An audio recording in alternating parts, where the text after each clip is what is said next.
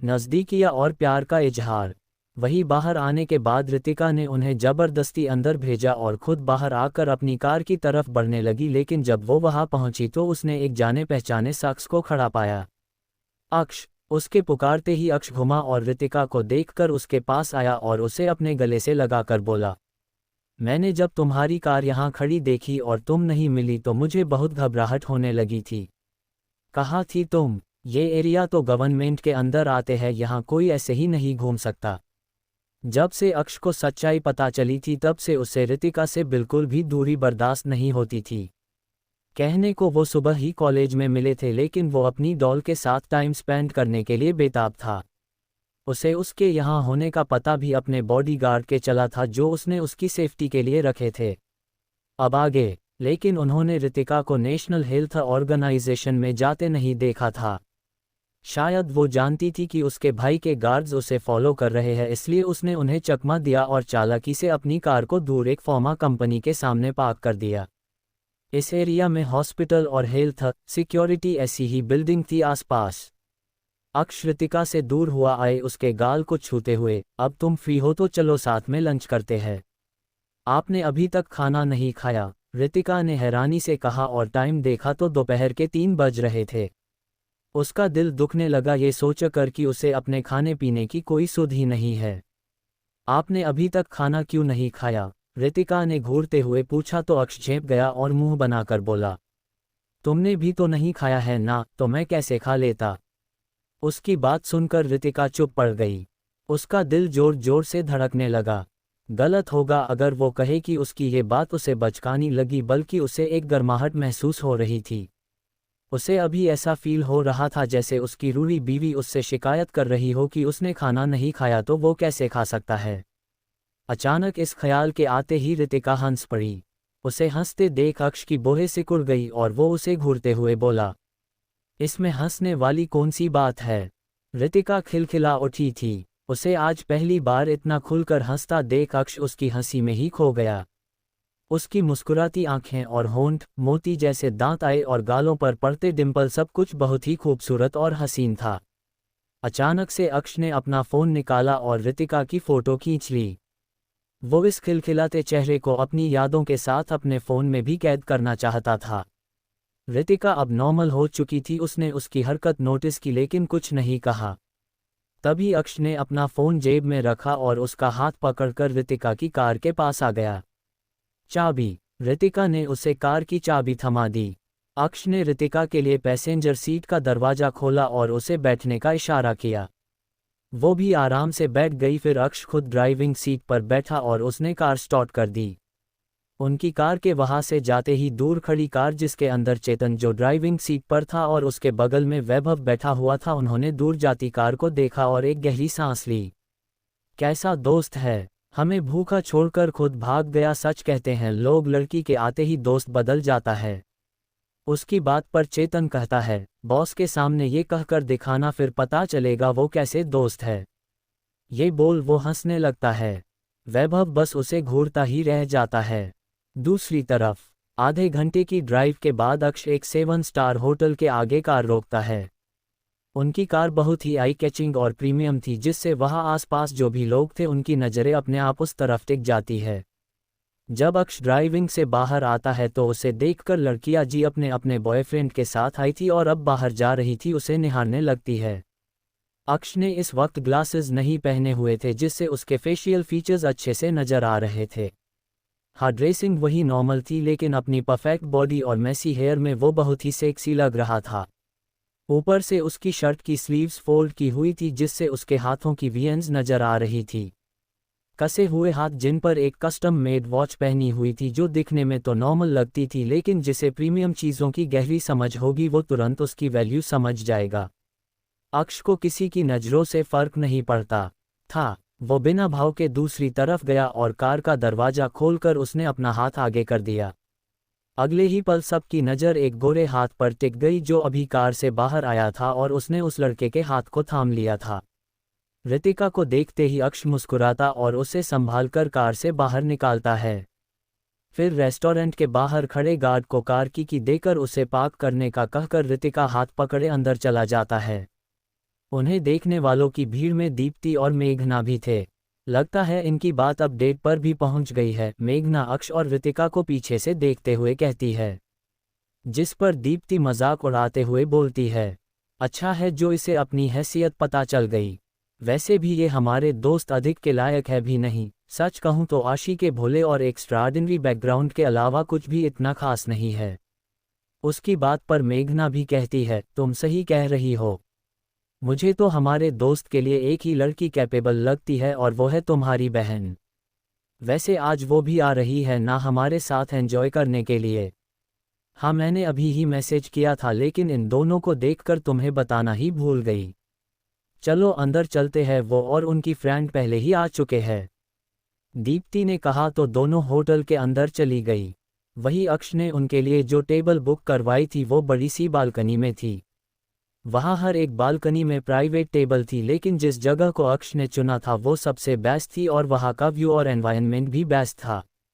जैसे ही अक्ष ऋतिका का हाथ पकड़े होटल के अंदर ओपन रेस्टोरेंट एरिया में एंटर किया तो एंट्रेंस पर ही एक वेटर ने दोनों को ग्रीट करके कहा, वेलकम लव बर्ड्स। उनके ऐसे बुलाने पर अक्ष ने स्माइल करते हुए ऋतिका को देखा तो वो भी हल्की स्माइल के साथ उसे देखने लगी थी।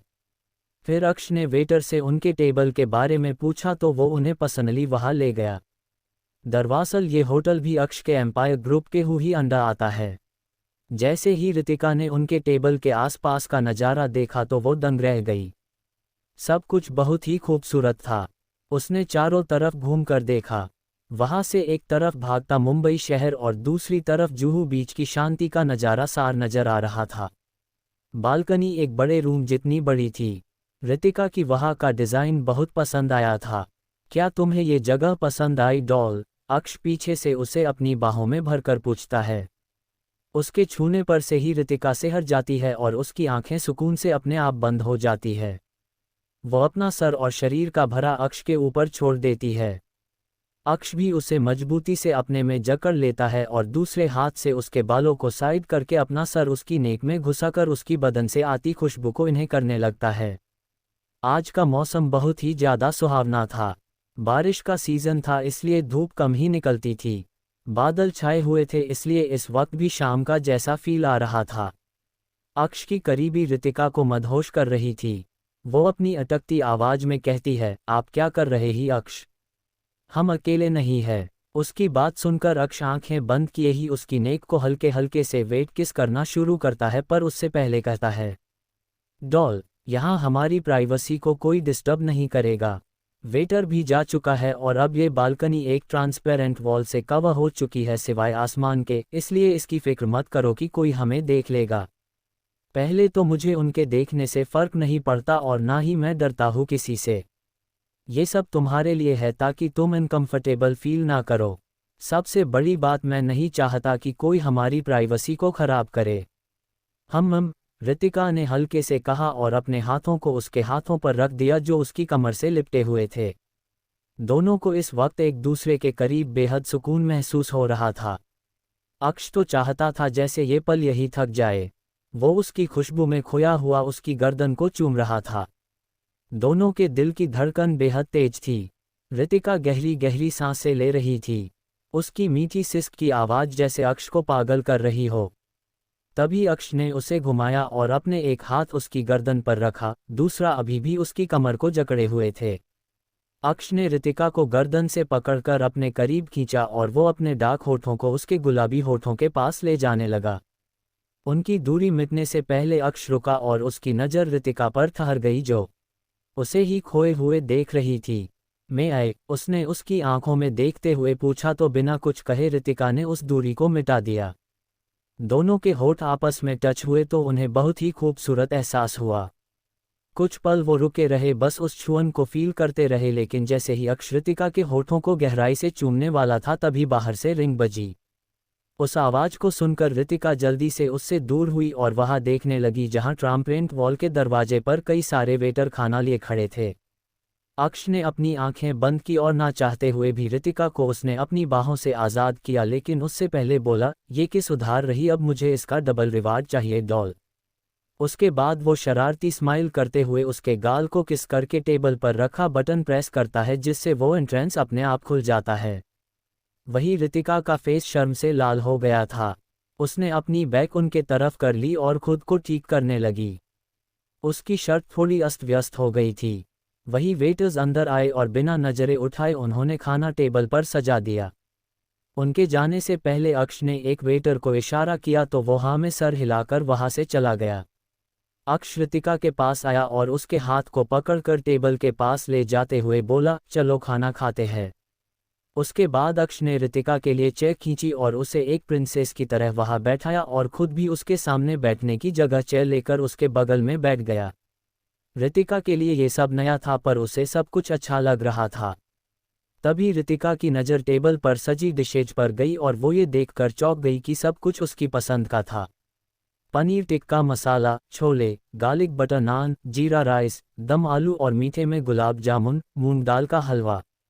उसे ये देखकर भी अच्छा लगा कि अक्ष ने फालतू का खाना नहीं मंगवाया। वैसे तो 2 लोगों के लिए ये भी ज़्यादा ही था, फिर भी ये मैनेज ही सकता था। उसकी पिछली जिंदगी हो या ये, उसे सिंपल इंडियन फूड पसंद था। वो ज़्यादा चूसी नहीं थी खाने को लेकर, लेकिन कुछ डिश वो बड़े ही प्यार से खाती थी।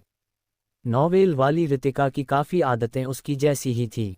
अक्ष रितिका के एक्सप्रेशन नोटिस कर रहा था, जिनमें कुछ पल के लिए वो चौंकी, फिर उसके एक्सप्रेशन नॉर्मल हो गए, लेकिन वो उसकी आंखों की चमक और खुशी देख पा रहा था। उसने खुद रितिका के लिए खाना सर्व किया और उसे खिलाने के लिए खाने का बाइट उसके मुंह के पास ले आया।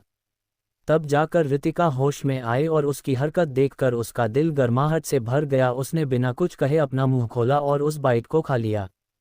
ऐसे ही अक्ष उसे अपने हाथों से खाना खिलाने लगा।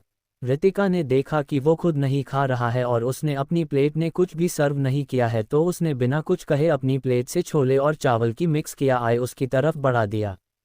अक्ष ने उसकी हरकत नोटिस कर ली थी, लेकिन उसे लगा उसे राइस खाना है इसलिए वो खुद कर रही है, पर उसे खुद को खिलाते देख वो खुश हो गया और उसने बिना देर के खा लिया।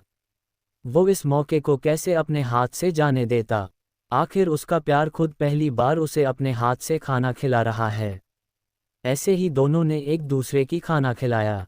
माहौल बहुत ही खुशनुमा और अपनेपन से भरा था।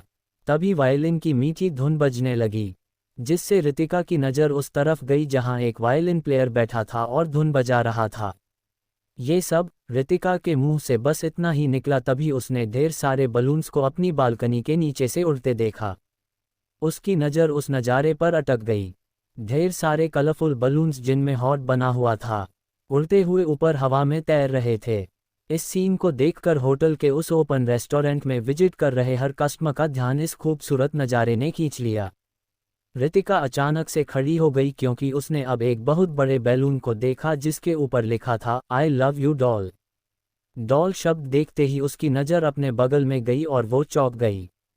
वहाँ अक्ष नहीं था। ये कहाँ गए? अभी तो यही थे, खुद से ही कहते हुए वो बालकनी की रेलिंग के पास आ गई। इसी के साथ ढेर सारे ड्रोन्स हवा में उड़ने लगे और रोज पेटल नीचे गिरने लगी। रितिका ने जब अपने ऊपर गिर रही गुलाब की पंखुड़ियां को देखा तो वो खुश हो गई और मुस्कुराते हुए अपने हाथ हवा में फैलाकर आंखें बंद करके उस पल में खो गई। तभी उसने खुद को हवा में पाया और उसे एक मैग्नेटिक आवाज़ सुनाई दी, I love you doll, I truly deeply love you my doll, क्या तुम जिंदगी भर के लिए मेरी बनोगी? रितिका ने अपनी आंखें खोली जो सीधा अक्ष की ग्रे आंखों से टकराई, जिनमें उसके लिए बेपनाह मोहब्बत, जुनून और दीवानगी नजर आ रही थी। अक्ष उसे अपनी आंखों में इमोशंस लिए देख रहा था। उसकी आंखों में सवाल भी था, आए हल्का डर भी कि वो क्या जवाब देगी।